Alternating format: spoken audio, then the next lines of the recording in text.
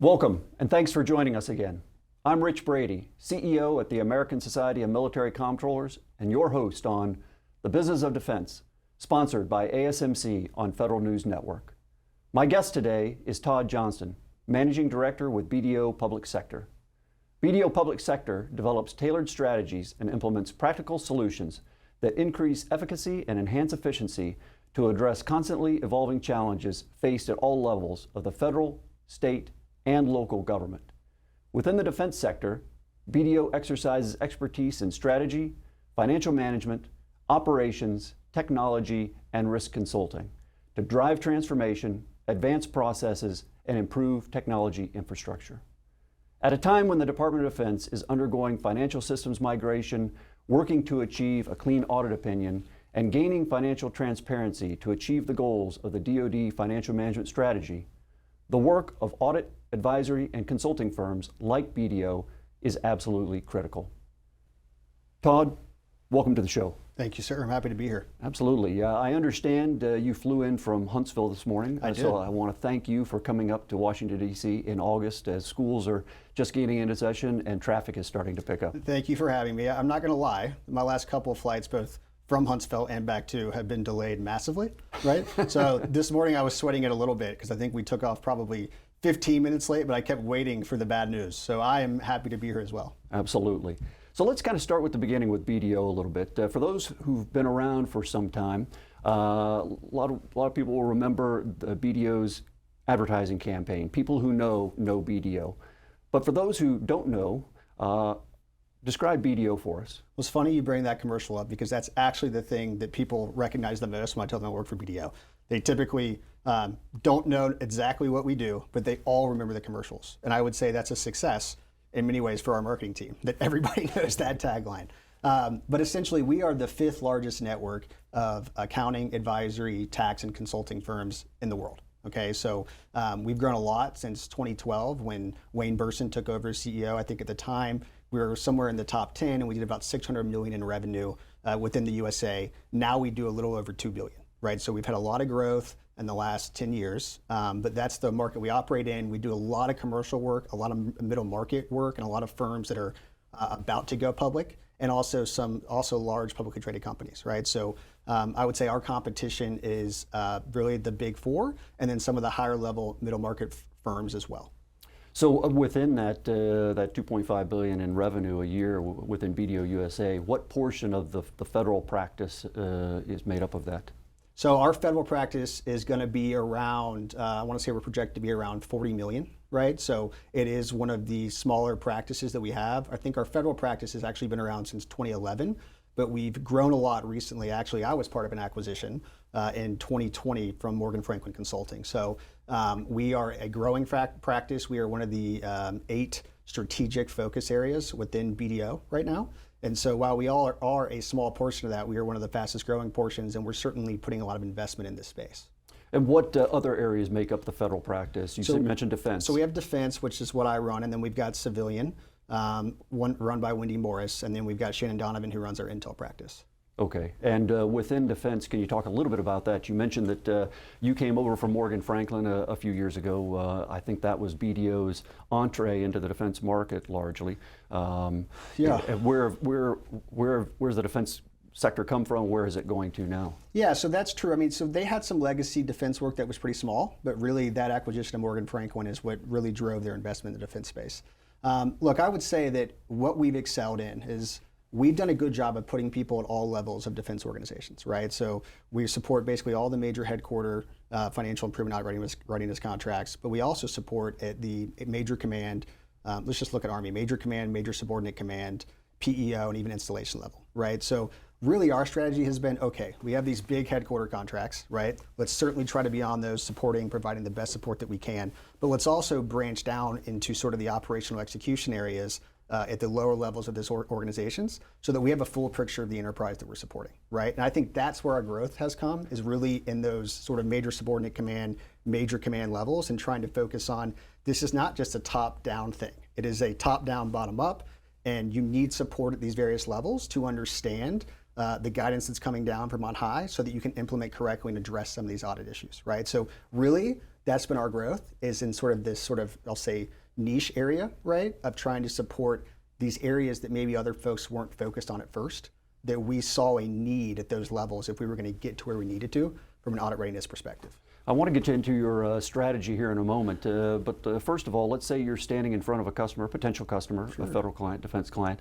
What's your 30-second pitch?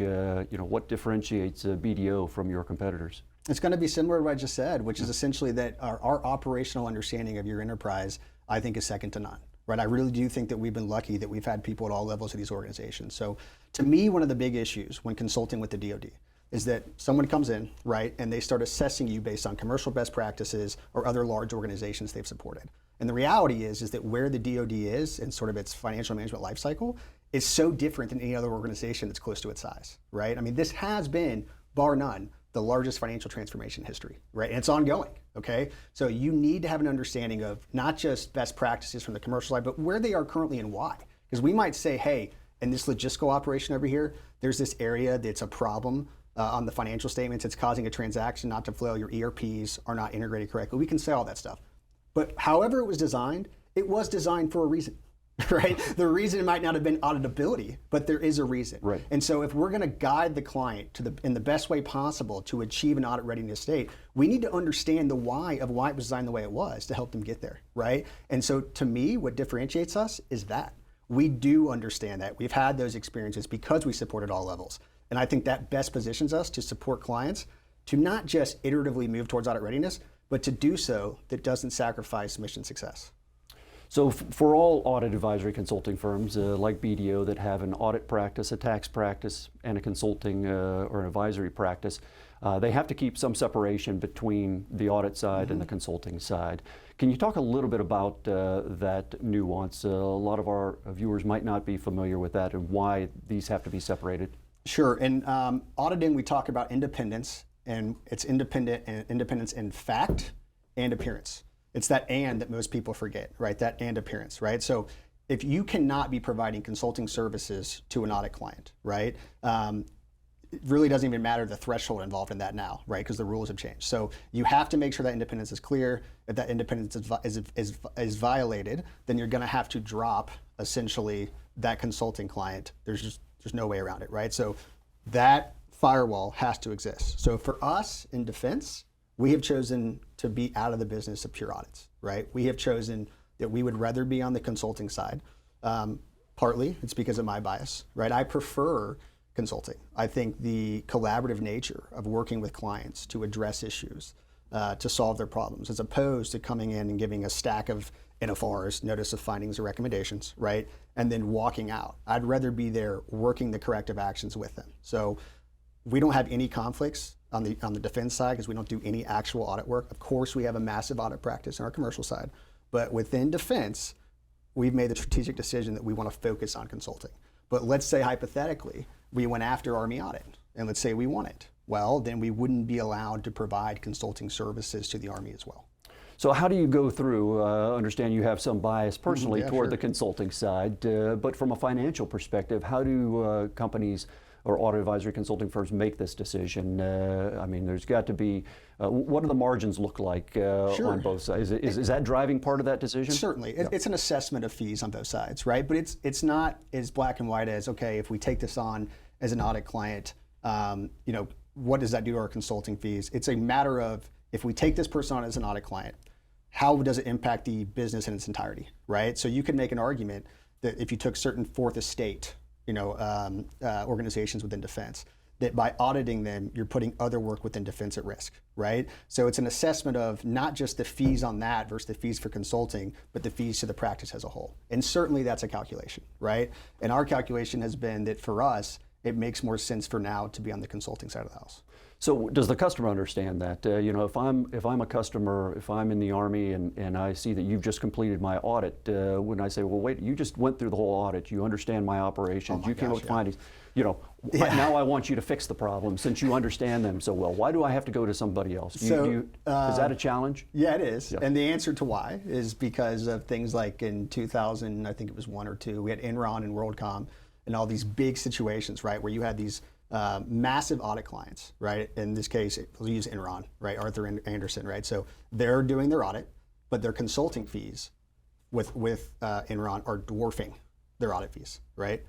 Massive conflict of interest, right? You just cannot do it, right? So that's really the why we can't do it, right? Because there comes a point when it's not saying that the integrity of somebody is compromised, but it's saying that you're putting the company in a position to where it'd be easy for their integrity to be compromised, right? And so Enron's the perfect example of where that happened. So that's why these rules went into effect the way they did, okay? And as far as the Army and I'll say the DOD understanding that situation, they do now, right? I would say in 2018, 19, 20, and it's still a little bit now, there was that question. It's like, okay, you guys came in and assessed this, and you're telling us that here's our notice of findings recommendation, here's our material weaknesses, here's these issues we need to get addressed.